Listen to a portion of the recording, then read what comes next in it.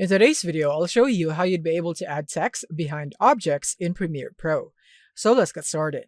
So I have my sample right here, which is this cactus. So let's say I would want to add some text. So I'm gonna press on the T button on our keyboard.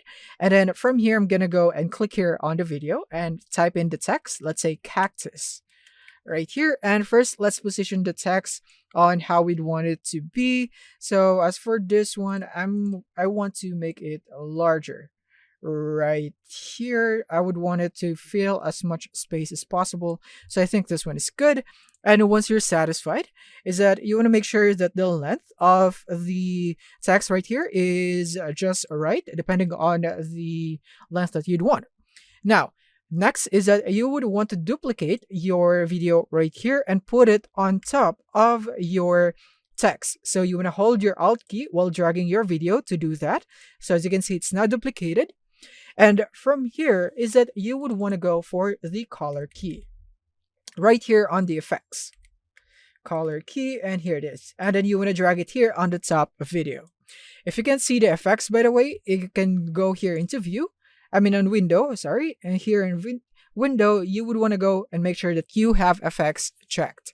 And once it's done, you want to now click here on the top video wherein you have added the color key in, go into effects control.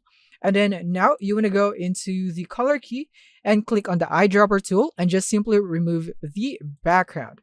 And take note that this will only work if the foreground and the background are in different colors, but because if they are too similar, then it will mess up your subject also.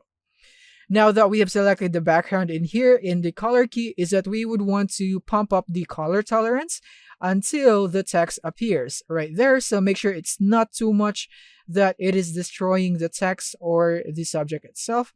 So I'm gonna go and slowly increase the value until I reach the maximum value that still looks good and looks clean. So I think I'm gonna settle for this one, and that's it. Basically, we now have our text behind our subject in here in the video. So when I play this, it should look something like this. As you can see, it is now moving and we have our text right there behind the object.